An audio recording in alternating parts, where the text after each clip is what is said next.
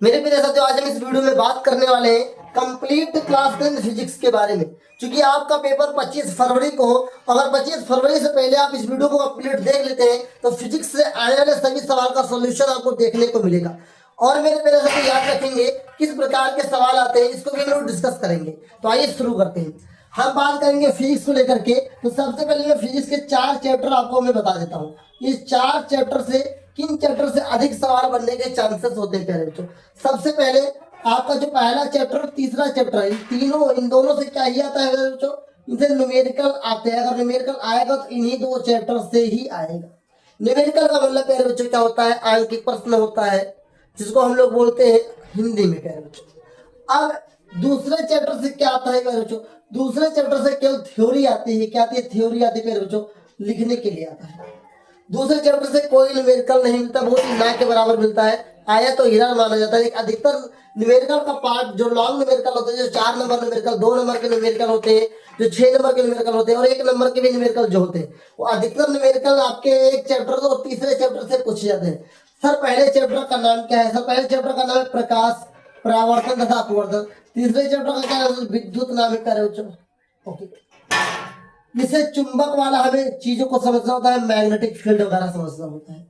तो इस वीडियो में मैं बात करने वाला हूँ आपके कंप्लीट फिजिक्स को लेकर, जो क्लास 10 के लिए बहुत इंपॉर्टेंट है, आपके बोर्ड एग्जाम के लिए इंपॉर्टेंट है। इस क्लास को कंप्लीट देखिएगा, वरना आप बहुत ही पछताओगे साथियों, छोड़ के जाओगे तो बहुत ही पछताओगे। आइए सबसे पहले हम लोग बात करते हैं, अपना चैप्टर का नाम डालिएगा प्रकाश, परावर्तन तथा अपवर्तन। ओके प्यारे बच्चों, परावर्तन तथा अपवर्तन। प्यारे बच्चों, सबसे पहले आपको इसके अंदर क्या क्या पता होना चाहिए। तो प्यारे बच्चों, परावर्तन के बारे में सब कुछ पता हो। क्या क्या पता हो प्यारे बच्चों? परिभाषा याद कर लेना प्यारे बच्चों, कॉमन नियम याद कर लेना, परावर्तन के परिभाषा और नियम याद कर लेना। ये 4 नंबर में आता है। अगर एक आएगा तो 2 नंबर में, अगर परिभाषा आएगा 2 नंबर में, नियम आएगा 2 नंबर में, लेकिन दोनों साथ में आता है तो 4 नंबर का आते मेरे बच्चों। दूसरे अगर हम बात करें, क्या है, परावर्तन से बनता है दर्पण। क्या बनता है मेरे बच्चों? दर्पण। और आपके सिलेबस में 2 ही दर्पण है। कौन सा दर्पण है? उत्तल दर्पण और अवतल दर्पण। इससे अधिकतर सवाल होते हैं। तो पहले जो दर्पण, तो प्रकार याद कर लेंगे, परिभाषा याद कर लेंगे, और याद कर लेंगे प्रतिबिंब की स्थिति, प्रतिबिंब का बनना, प्रतिबिंब का बनना प्यारे बच्चों। ये आपको तैयार होना, मतलब कि दर्पण, उत्तल दर्पण, अवतल दर्पण। उत्तल दर्पण में प्रतिबिंब कैसा बनता है, अवतल दर्पण में प्रतिबिंब कैसा बनता है, उत्तल दर्पण की फोकस दूरी कैसी होती है, अवतल दर्पण की फोकस दूरी कैसी होती है, ये सब मैं बताऊंगा और मैंने पहले से बता के भी रखा है। और आप एक बार जो चीज याद कर लिए, अब कुछ नया मत याद करिए, बस क्या करना है, उसी का रिवीजन करना है, बार बार रिवीजन करना है। जितनी ज्यादा बार रिवीजन करोगे उतना ज्यादा ही आपका फायदा होने वाला है। तो हो गया परिभाषा, दर्पण, इधर पढ़ने वाला प्रतिबिंब याद कर रहेगा। फिर आपको क्या याद करना है? अपवर्तन। अपवर्तन में क्या याद होना चाहिए? परिभाषा याद कर लेना प्यारे बच्चों एवं नियम। और हमारा अपवर्तन से बनता है लेंस। क्या बनता है मेरे बच्चों? लेंस बनता है। लेंस 2 प्रकार के आपको याद होने चाहिए, उत्तल एवं अवतल, और इन दोनों के उपयोग जरूर याद हो। जो भी आप दर्पण याद करेंगे उसका उपयोग भी, कामा उपयोग भी याद कर लेंगे प्यारे बच्चों, उपयोग भी याद होना चाहिए। फिर बाद में पछताओगे तो कहना हो कि उत्तल लेंस का उपयोग कहाँ करते हैं, उत्तल लेंस का उपयोग कहाँ करते हैं। ये हो गया, तैयार हो गए। चलो 5वां याद कर ले रहे हो, लेंस की क्षमता। लेंस की क्षमता किससे कहते हैं? इससे क्या कर लेंगे? परिभाषा, मात्रक, सूत्र। ये जरूर याद हो। लेंस की क्षमता का मात्रक क्या होता है मेरे बच्चों? डायोप्टर होता है। किससे लिखते हैं? पी से लिखते हैं प्यारे बच्चों। अब इसका फार्मूला भी मैं लगे हाथ बता देता हूँ। चलो फार्मूला भी एक साथ सबको बता दूंगा। देख 6 नंबर पे और क्या है, सबसे लास्ट हेडिंग तो यही है। 6 नंबर में आंकिक प्रश्न का, आंकिक प्रश्नों का अध्ययन। प्यारे बच्चों, आंकिक प्रश्न जितना भी आपको मैंने करवा दिया है, जितना भी आपने आपके बुक में है या आपने अभी तक जितने ट्यूशंस लगाए हैं उन सभी का आप क्या करेंगे, अध्ययन जरूर करेंगे, प्रैक्टिस जरूर कर लेंगे, तो आपका क्या हो जाएगा, अंकित प्रश्न क्या हो जाएगा, तैयार हो जाएगा। बल्कि एक अलग वीडियो में दूंगा जिसमें मैं आपको कंप्लीट साथियों जितने भी आपके फिजिक्स से जितने भी अंकित प्रश्न आ सकते हैं उसके मैं अलग से एक वीडियो दूंगा, उसको बना के दूंगा और आपके लिए सूटेबल रहेगी, तैयार कर लेना, मजा आएगा। लेकिन जितना अभी तक आपने पढ़ के रखा है ट्यूशन तो आपके पास है, सोल्यूशन भी होगा, आपने किया भी होगा, उसी का रिवीजन पहले कर लो। पहले जितना पढ़ा है उतना तो रिवीजन कर लो। देखिए जो नहीं पढ़ा उसकी टेंशन मत लो, लेकिन जो पढ़ लिया उसकी तैयारी करो, उसकी चिंता करो। अरे जो तैयार कर लिया अगर वो आ गया, वो छूट गया तो जिंदगी भर पछतावा रहता है, और जो नहीं याद किया वो छूट गया उसका पछतावा नहीं होता है। तो जितना भी आपने अभी तक याद किया है उसको पहले आप रिवीजन कर लीजिए, तब आगे कुछ पढ़ने का प्रयास करें। मेरा सलाह यही रहेगा, लास्ट टाइम कुछ भी नया ना पढ़िए, तभी आपका फायदा होगा। आगे दूसरा चैप्टर प्यारे बच्चों, मानव नेत्र एवं रंग बिरंगा संसार। इससे क्या क्या तैयार करना है, सबसे पहले प्यारे बच्चों आपको तैयार ही कर लेना है मानव नेत्र का सचित्र वर्णन। आपको नेत्र बनाना आना चाहिए और उसके पार्ट्स के नाम आपको जरूर याद होने चाहिए। सर क्या ऐसा क्वेश्चन आता है तो सर जो मानव का सचित्र वर्णन तैयार करेंगे इससे आपके 1 नंबर सवाल भी बन सकते हैं, 2 नंबर वाले सवाल भी आप बनाने जाएंगे इसमें से, और आपके 6 नंबर वाले सवाल, 4 नंबर वाले सवाल भी बन जाएंगे। मतलब अगर मान लो नेत्र के किसी एक अंक के परिभाषा पूछ लिया तो भी आप बना ले जाओगे, पर ये पूरा तैयार हुआ। ऑब्जेक्टिव आ गए तो बना लो। अब मानव नेत्र में प्रतिबिंब कहाँ पर बनता है साथियों, रेटिना पे बनता है। ये कब पढ़ पाओगे, कब तैयार होगा, जब मानव नेत्र का सचित्र वर्णन तैयार करोगे। तो क्या करना है, जितने भी इसके आगे जितने भी पार्ट्स है इसको आप अच्छे तरीके से पढ़ लेंगे, और अगर पढ़ लेंगे तो आपको चित्र भी धीरे धीरे तैयार हो जाएगा। एक बार बना के प्रयास करिएगा, होगा तो ठीक, नहीं तो होगा कोई बात नहीं। चित्र नहीं तैयार है तो चित्र में जितने भी मानव नेत्र के पार्ट्स है, जैसे आपका आइरिस क्या होता है, कार्निया क्या होता है, पुतली क्या होता है, इन सभी का कार्य जरूर याद करिएगा, इन सभी का काम याद कर लीजिए, अच्छी तरीके से तैयारी हो जाएगी। इसके बाद साथियों दूसरा नेत्र दोष। और नेत्र दोष दो ही प्रकार के आपके सवाल अधिक पूछे जाते हैं, निकट साथियों एवं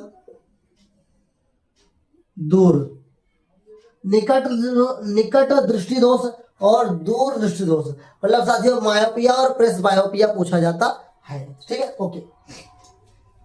हाइपरमेट्रोपिया इतना तैयार कर लो। अभी तो क्या क्या तैयार करना है, नेत्र दोष के सबसे पहले परिभाषा आपको याद होनी चाहिए, परिभाषा के बाद कारण याद होना चाहिए, फिर निवारण। इतना याद होना चाहिए ही चाहिए आपको। ओके, कि निकट दृष्टि दोष किसे कहते हैं, दूर दृष्टि दोष किसे कहते हैं, किस कारण से होता है, इस स्थिति में प्रतिबिंब कहाँ पर बनता है, और पैरोजस का निवारण क्या है, ये सब आपको तैयार होना चाहिए। चूंकि मैं इस वीडियो में इसको फिर से इसलिए नहीं पढ़ा रहा हूँ कि आप एक बार पढ़ चुके हैं, बस घर पे जाकर के अपनी किताब में एक बार आपको देख लेना है। अभी मैं पढ़ाना शुरू करूँगा तो आपके माइंड में यही आ सकता है कि सर अगर हम अगर उसको फिर से पढ़ना शुरू करेंगे तो क्या होगा। पहले आपको टॉपिक्स बता दिए ना, आपने जितना याद किया वही रहे, ये नहीं कि आप किसी की वीडियो खोल लो और ले जाओ मानव नेत्र किसे कहते हैं लोग, अच्छा अब तुम उसको पढ़ ले, अब बैठोगे 2-3 घंटा उसमें लगाओगे, और 2-3 घंटा में खुद की किताब जितना भी आपने नोट्स बनाया है, जितना आपने पढ़ा है, उसी को अगर रिवाइज करोगे ना ज्यादा फायदा मिलेगा। ये बात याद रखेंगे। तो नेत्र दोष निकट और दूर दोनों तैयार करना है प्यारे बच्चों। इसके बाद आगे आते हैं आपको इंद्रधनुष। क्या करो जो इंद्रधनुष, इंद्रधनुष के बाद आपको तैयार करना है प्यारे बच्चों, तारे क्यों टिमटिमाते हैं, तारे क्यों टिमटिमाते हैं। इंद्रधनुष तैयार करना है, तारे क्यों टिमटिमाते, ये तैयार करना है प्यारे बच्चों आपको। और क्या तैयार करना है प्यारे बच्चों, चौथा आपको तैयार करना है मेरे बच्चों, क्या तैयार करना है, प्रिज्म। क्या तैयार करना है मेरे बच्चों, प्रिज्म। प्रिज्म तैयार करना है। प्रिज्म के बाद कर दो आपको तैयार करना है वर्ण विक्षेपण। क्या करना है, वर्ण विक्षेपण। वर्ण विक्षेपण, वर्ण विच्छेदन जब तैयार करेंगे तो आपको ये पता चलेगा कि किस रंग के प्रकाश का विचलन अधिक होता है, किसका तरंगदैर्घ्य अधिक होता है, लाल रंग खतरे का रंग क्यों होता है, ये सब आपको वर्ण विक्षेपण में पता चल जाएगा। आपने पढ़ा होगा कहीं ना कहीं, ये वैसे प्रिज्म होता है प्यारे बच्चों। और इधर है श्वेत प्रकाश। श्वेत प्रकाश किसे कहते हैं, व्हाइट लाइट किसे कहते हैं प्यारे बच्चों, सूर्य के प्रकाश को श्वेत प्रकाश कहते हैं। सनलाइट को व्हाइट लाइट कहा जाता है। श्वेत प्रकाश किसे कहते हैं, सूर्य के प्रकाश को कहते हैं। तो सनलाइट जब प्रिज्म के एक साइड से दूसरे साइड में पार करते हैं प्यारे बच्चों, तो कुछ इस प्रकार से क्या होती है, विचलित हो जाती है, अलग अलग रंगों में फट जाती है। पर जो 7 कलर होते हैं, इंद्रधनुष में कितने कलर होते हैं, 7 कलर होते हैं। सबसे ऊपर जो आपके वर्ण विक्षेपण में होता है, इंद्रधनुष जो बनता है तो सबसे ऊपर होता है लाल प्यारे बच्चों, और सबसे नीचे होता है बैगनी। तो सवाल पूछता है, इसको बोलते हैं रेड प्यारे बच्चों, इसको बोलते हैं वायलेट बोलते हैं। क्या बोलते हैं, वायलेट।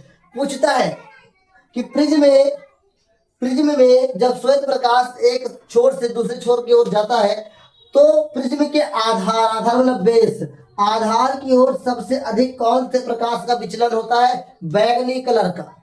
या आधार से सबसे ऊपर कौन होता है, लाल होता है। सबसे कम विचलन किसका होता है, लाल होता है। सबसे ज्यादा विचलन किसका होता है, बैगनी का होता है प्यारे बच्चों। ओके, तो ये हो गया पहले और दूसरे चैप्टर को लेकर के। आइए मैं इन सभी चैप्टर्स के, इन दोनों चैप्टर्स में क्या इंपॉर्टेंट और चीजें मैं बता देता हूँ साथियों। दूसरे में सबसे पहले की बात करता हूँ। फार्मूला है तो ना 1/f=1/u + 1/v, ये दर्पण के लिए होता है प्यारे बच्चों फार्मूला। दूसरा फार्मूला 1/f = 1/v - 1/u प्यारे बच्चों, ये क्या होता है, ये लेंस के लिए फार्मूला होता है। फिर फार्मूला r = 2f, इसी को बोलते हैं f = r/2। इसका मतलब क्या प्यारे बच्चों, अगर किसी का फोकस दूरी, यदि किसी का फोकस दूरी प्यारे बच्चों निकालना है और वक्रता त्रिज्या देके रखा है, तो आप कैसे निकालेंगे, उसे 2 से भाग कर देंगे। मान लेते हैं किसी का मान r का मान अगर -40 सेंटीमीटर है, तो f का मान कितना होगा, इसको 2 से भाग कर दोगे 20 आएगा। तो फिर बच्चों -20 क्या दर्शाता है, दर्पण कैसा होगा, अवतल दर्पण होगा, कॉनकेव मिरर होगा प्यारे बच्चों। ओके, तो आपको पता चला कि इसका यूज कहाँ करेंगे। अगला फार्मूला मैग्निफिकेशन का, m = -v/u, ये क्या दर्पण हो जाएगा प्यारे बच्चों, मिरर हो जाएगा। और m = v/u, ये लेंस हो जाएगा प्यारे बच्चों, ये लेंस हो जाएगा। एक फार्मूला और आपने पढ़ा हुआ है, m = I/O = -v/u। ये क्या है, ये I से लिखा जाता है साथियों प्रतिबिंब की लंबाई को, O से लिखा जाता है वस्तु की लंबाई को प्यारे बच्चों। तो ये फार्मूला बहुत इंपॉर्टेंट है। फिर एक फार्मूला और आपको याद होना चाहिए, P = 1/f = 100, जब c सेंटीमीटर में होता है बच्चों। यदि हमें लेंस की क्षमता पता करना है और हमारा f का मान कैसा है प्यारे बच्चों, f का मान सेंटीमीटर में है, तो फार्मूला लगेगा P = 1/f × 100 ब्रैकेट में cf नहीं बेटा, cm, सेंटीमीटर प्यारे बच्चों। तो याद रखेंगे लेंस की क्षमता को P से लिखते हैं, और लेंस की क्षमता का मात्रा होता है डायोप्टर प्यारे बच्चों। क्या होता है, डायोप्टर होता है। ये तो आपको पता चल ही गया होगा, हो गया। और ये बता, हाँ, अगर P का मान प्यारे बच्चों प्लस में डायोप्टर आएगा, तो ये कैसा होगा प्यारे बच्चों, ये होगा अवतल लेंस होगा। अगर P का मान प्यारे बच्चों यही माइनस में आ जाता है, तो कैसा होगा, उत्तल लेंस होगा। ये बात भी आपको पता होनी चाहिए। तो अभी जो भी मैंने आपको बताया है, ये अध्याय 1 और अध्याय 2 के बारे में बताया है प्यारे बच्चों। इसके इंपॉर्टेंट टॉपिक्स मैंने बता दिया है। इतना भी अगर आप तैयार कर लेते हैं, बहुत ही अच्छी तरीके से आपको पता चल जाता है कि क्या और कैसे होता है। और चीजें क्या आपको पता होनी चाहिए, यह का मान प्लस कब होता है, माइनस कब होता है, तो आपको पता ही है। अवतल में सब माइनस होता है, एफ का मान माइनस, यू का मान माइनस, वी का मान माइनस। और लेंस में साथियों उत्तल में यू आ लिया, फिर से देख लो, चलो चाहे लेंस हो चाहे दर्पण, ये अगर अवतल है, दूसरा क्या होगा प्यारे बच्चों, उत्तल। और जब दर्पण लो जी, एफ का मान निगेटिव, यू का मान निगेटिव, वी का मान निगेटिव, ये प्लस, ये निगेटिव, ये प्लस। देख लो अवतल में एफ का मान क्या होता है प्यारे बच्चों, माइनस होता है। उत्तल में एफ का मान प्लस होता है। दूसरी बात, यू माइनस होता है और ये माइनस होता है। V का मान अवतल में क्या होता है, माइनस होता है, और उत्तल का मान प्लस होता है। ये आपको पता होना चाहिए। U ऑलवेज निगेटिव क्यों होता है ये भी आप याद रखेंगे। कंडीशन अगर सेम रही तो प्रतिबिंब का बनना तैयार कर लेंगे। अवतल दर्पण 6 स्थितियों में प्रतिबिंब बनाता है, और जब अनंत में होता है तो फोकस पे प्रतिबिंब बनाता है, जब फोकस पे होता है तो अनंत पे प्रतिबिंब बनाता है।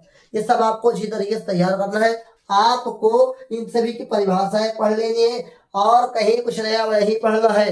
आपने अभी तक जितना इसके बारे में पढ़ा, इन सभी के बारे में पढ़ लिया है, उतना ही पढ़ना है। ये नहीं कि उठाया, अब इसको हमने पढ़ा अपने नोट्स से, हमने पढ़ा अपनी किताब से, अब उठाया गूगल बाबा को चालू किया, गूगल बाबा को चालू किया और गूगल बाबा को चालू करके सभी परिभाषा निकाली।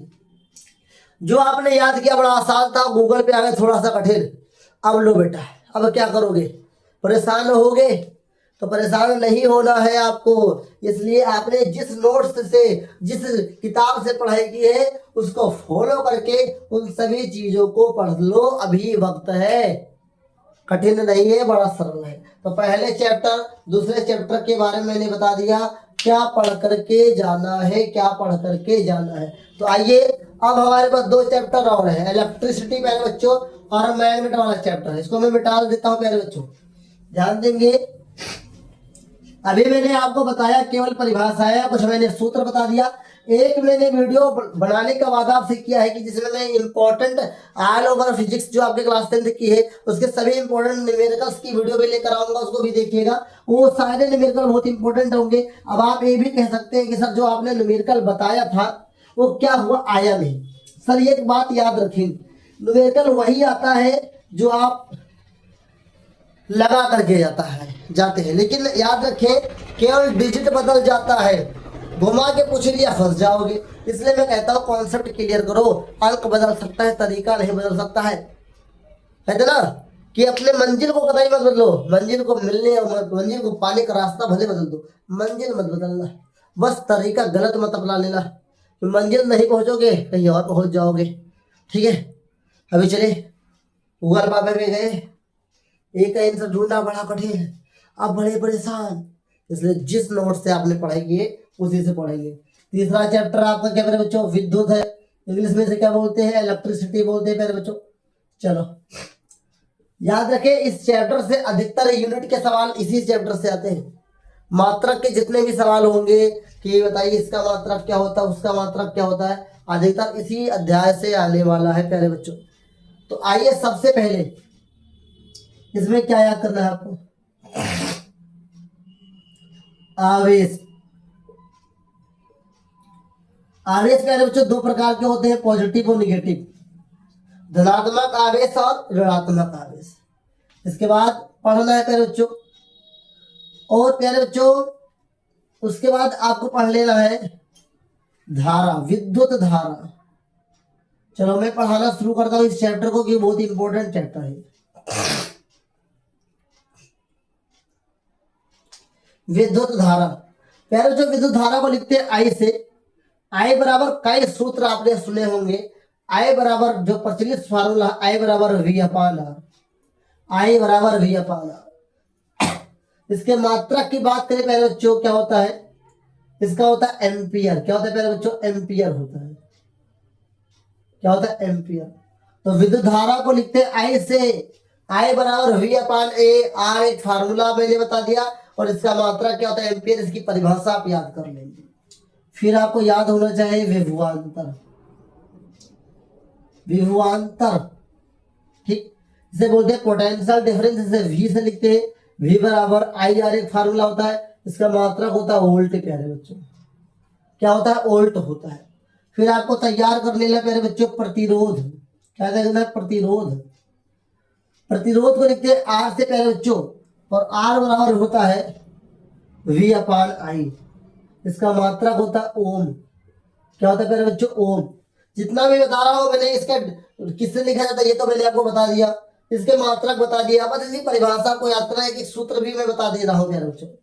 प्रतिरोध के बाद आप याद कर लीजिएगा प्यारे बच्चों, एक बनाना सीख लीजिएगा, विद्युत परिपथ। क्या, विद्युत परिपथ किसे कहते हैं, और विद्युत परिपथ का चित्र जरूर आपको आना चाहिए। ठीक है।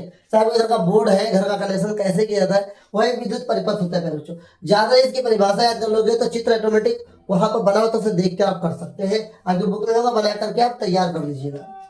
6 नंबर पे प्यारे बच्चों क्या होता है, प्रतिरोध के बाद आपको तैयार करना है विशिष्ट प्रतिरोध प्यारे बच्चों। विशिष्ट प्रतिरोध स्पेसिफिक रेजिस्टेंस, इसको लिखते हैं रू से, क्या लिखते हैं, रू से लिखते हैं। इसका फार्मूला होता है RA/L होता है प्यारे बच्चों, RA/L होता है। ए क्या है, क्षेत्रफल है, L क्या है, लंबाई है, R क्या है, प्रतिरोध है प्यारे बच्चों। ओके, और इसका मात्रक जो होता है ओम मीटर होता है। क्या होता है प्यारे बच्चों, ओम मीटर होता है विशिष्ट प्रतिरोध का मात्रक। ओके, चलिए अगला है, आपको याद होना चाहिए विद्युत शक्ति। विद्युत शक्ति पावर जिसे कहते हैं, इलेक्ट्रिक पावर, तो इसको लिखते हैं पी से। अब इसके फार्मूले बहुत सारे हैं, P बराबर W/T भी होता है, P बराबर V²/R भी होता है, P बराबर VI भी होता है। कई सारे फार्मूले होते हैं, इन सभी को मैंने पहले से पढ़ा के भी रख दिया है। इतना जितना मैंने बोर्ड पे अभी बता दिया फार्मूला, इतना ही याद रखोगे तो इलेक्ट्रिसिटी वाले चैप्टर से पी के सारे काम आपके हो जाएंगे। अब पी की मात्रा की बात करें, इसका मात्रक वाट होता है प्यारे बच्चों। पी किससे होता है, विद्युत शक्ति होता है, इलेक्ट्रिक पावर को पी से लिखते हैं, इसका मात्रक वाट होता है। पी बराबर W/T होता है, बराबर V²/T बराबर V/I। कई सारे फार्मूले इसके आपको देखने को मिलेंगे प्यारे बच्चों। अब अगला आपको क्या याद कर लेना है प्यारे बच्चों, ओम का नियम। ओम का नियम किसके लिए होता है, कभी कभी पूछ लेता है ओम का नियम किस पे लागू होता है प्यारे बच्चों, धातु चालकों पे होता है, याद रखेंगे। ओम का नियम किस पे लागू होता है, धातु चालकों पे होता है। पूछ सकता है प्यारे बच्चों ऑब्जेक्टिव में, तो ओम का नियम किस पे लागू होता है, धातु चालकों पे होता है। इसका फार्मूला क्या होता है, V proportional I। V proportional I का मतलब अगर विभवांतर बढ़ेगा तो I का मान भी बढ़ेगा, आगे के लोग बढ़ेंगे तभी तो हम पीछे के बढ़ेंगे। तो याद रखेंगे ओम का नियम किस पे लागू होता है, धातु चालकों पे लागू होता है। इसके बाद मेरे बच्चों 9 नंबर पे आपको क्या याद कर लेना है, ये क्या बोलते हैं, ऊष्मा। ऊष्मा हीट जिसे बोलते हैं, हीट, इसको H से लिखा जाता है मेरे बच्चों, और H बराबर I²RT फार्मूला होता है। H बराबर I²RT इसका फार्मूला होता है, H²I²RT। ओके, H बराबर I²RT इसका फार्मूला होता है। ऊष्मा का मात्रक क्या है बच्चों, जूल होता है। ऊष्मा का मात्रक क्या है बच्चों, जूल होता है। और आपको क्या याद होना चाहिए मेरे बच्चों, मैं यहाँ बता दे रहा हूँ, यूनिट निकालना आना चाहिए मेरे बच्चों, आपको यूनिट निकालना चाहिए। यूनिट का फार्मूला क्या होता है, यूनिट का बोलते हैं KWH। KWH किलोवाट घंटा। कभी कभी पूछ लेता है व्हाट इज किलोवाट घंटा, क्या किलोवाट घंटा किसे कहते हैं, किलोवाट घंटा से आप क्या समझते हैं। तो यूनिट या एक यूनिट मतलब क्या होता है, पूछ सकता है एक यूनिट का अर्थ समझाइए। तो एक यूनिट मतलब एक KWH। फार्मूला होता है P गुणे T गुणे वाट हो गया, समय हो गया, बटे 1000। क्या हो गया, बटे 1000। यहाँ पे उपकरणों की संख्या D भी लिख सकते हैं आप, जब दिन दिया हो। D का मतलब दिन दिया है, T का मतलब समय दिया, P का मतलब वाट दिया है। और आप नंबर ऑफ ऑब्जेक्ट ले सकते हैं, और कुछ भी हो सकता है। ऐसा होता है एक उपकरण है तो एक लिख सकते हो। मेन है P गुणे T गुणे D अपॉन 100, 1000। P मतलब वाट दे के रखेगा, T का मतलब वो समय दिया है, D का मतलब दिनों की संख्या दिया है, और नीचे 1000 ये सूत्र होता है यूनिट निकालने का फार्मूला। कभी कभी लेता है 1 HP में कितने वाट होते हैं प्यारे बच्चों, 746 वाट होते हैं प्यारे बच्चों, याद रखेंगे। वाट का मतलब P का मान दिया है प्यारे बच्चों, वोल्ट का मतलब है वो V का मान दिया है। अगर वो एम्पियर लिखा है प्यारे बच्चों वो I का मान दिया है। अगर वो ओम लिखा है प्यारे बच्चों वो R का मान दिया है। ये आपको आना ही चाहिए।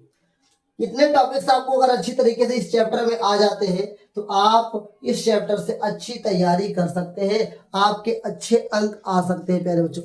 और कुछ बच्चा देखते हैं, क्योंकि हमारे पास NCERT की बुक है, तो देखते हैं कुछ और बच्चा जो इसमें और करवा देना चाहिए। सर मुझे तो नहीं लगता कि और कुछ बचा होगा।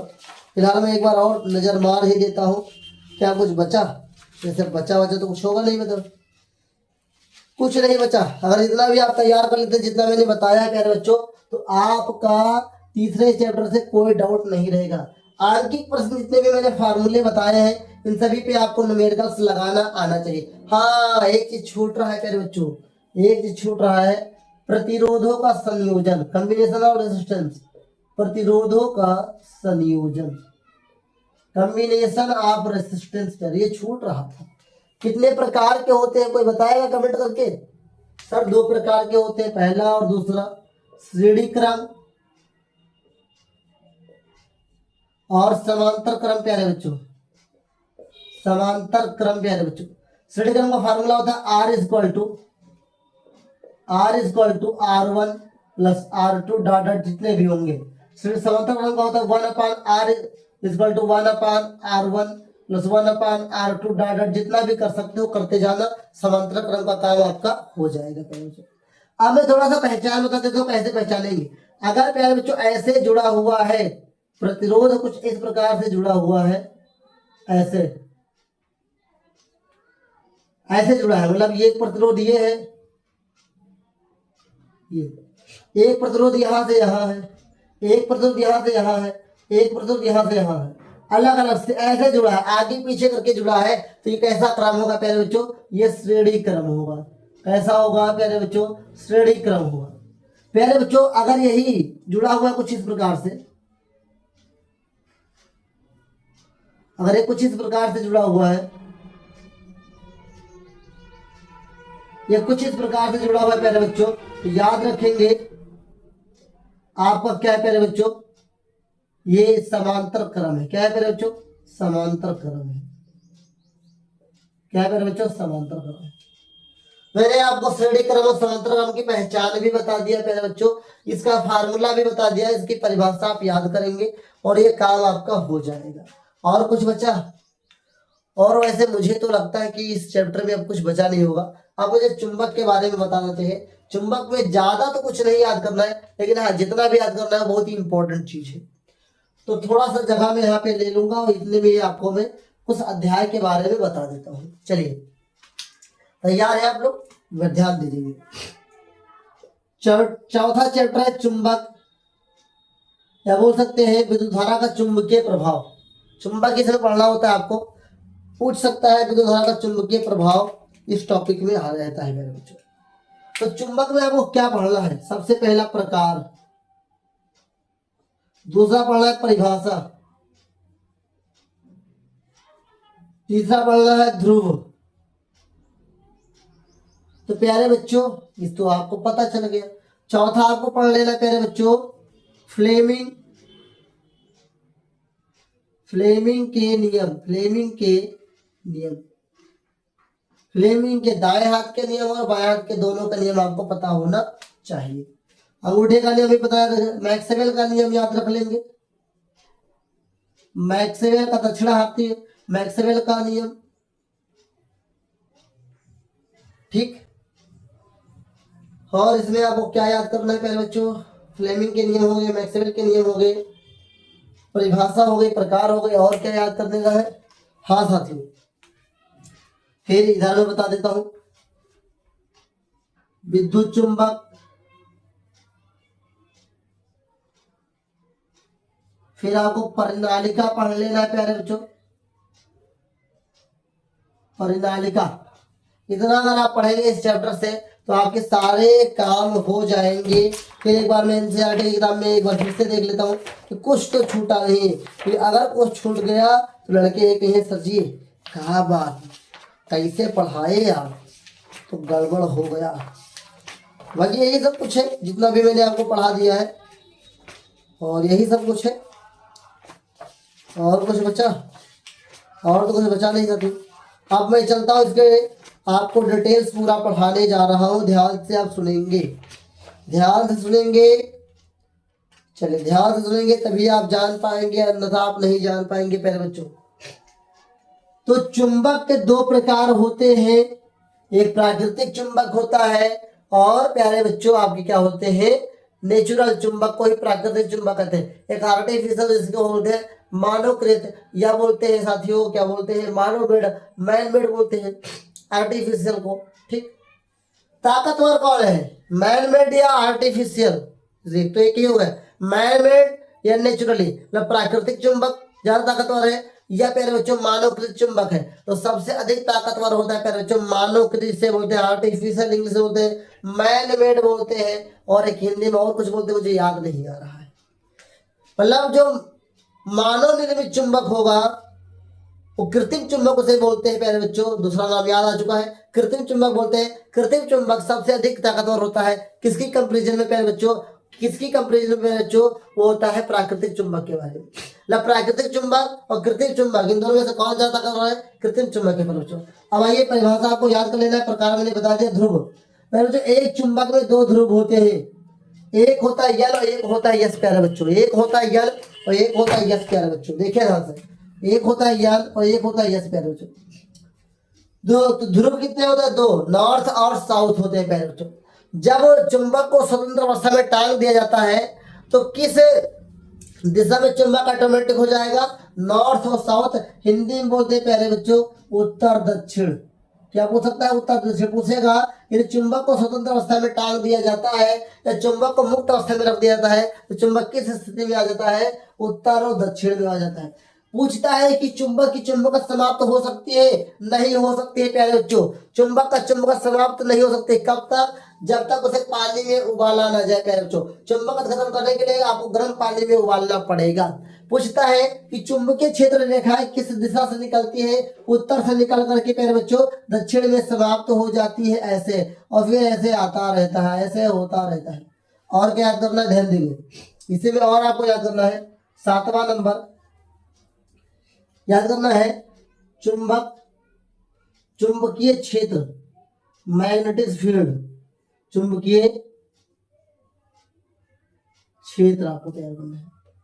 फिर आपको तैयार कर लेना है बच्चों चुंबकीय क्षेत्र के बाद चुंबकीय, हाँ एक चीज याद आ गया, चुंबकीय क्षेत्र के गुण, फिर चुंबक के गुण, चुंबक के गुण, क्वालिटी, प्रॉपर्टी पढ़ लेना है बच्चों। तो चुंबक के बारे में आप अच्छे से पढ़ के जाएंगे, चुंबकीय क्षेत्र के बारे में पढ़ के जाएंगे। चुंबकीय क्षेत्र रेखाएं क्या होती हैं, चुंबकीय क्षेत्र रेखाओं के गुण याद कर लीजिएगा। चुंबकीय क्षेत्र के गुण मैंने बता दिया, चुंबकीय क्षेत्र बता दिया, चुंबकीय क्षेत्र का मतलब रेखाएं, मतलब चुंबकीय क्षेत्र किसे कहते हैं, या चुंबकीय क्षेत्र रेखाओं के गुण पूछ लेते हैं बच्चों। ये आपको याद करके जाना फिजिक्स में, तो आपका इतना जितना मैंने शुरू से अंत तक अभी तक बताया है, आपकी बेहतर तैयारी हो जाएगी और आप एग्जाम में बेहतर अंक लेकर के आएंगे। अगर कोई डाउट है तो कमेंट करके पूछिए। तो ये सारे टॉपिक जो मैंने शुरू से अंत तक बताए फिजिक्स के मोस्ट इंपोर्टेंट है। इससे पहले वाली वीडियो में मैंने आपको केमिस्ट्री के सभी इंपोर्टेंट परिभाषाएं, इंपोर्टेंट टॉपिक्स मैंने बता दिया है। अब मैं आपको बायोलॉजी का बताने वाला हूँ और एक वीडियो में लेकर के आने वाला हूँ इंपॉर्टेंट न्यूमेरिकल्स की लेकर आने वाला हूँ, इंपॉर्टेंट और क्या लेकर आने वाला हूँ प्यारे बच्चों, इंपॉर्टेंट फार्मूले का भी लेकर आने वाला हूँ प्यारे बच्चों।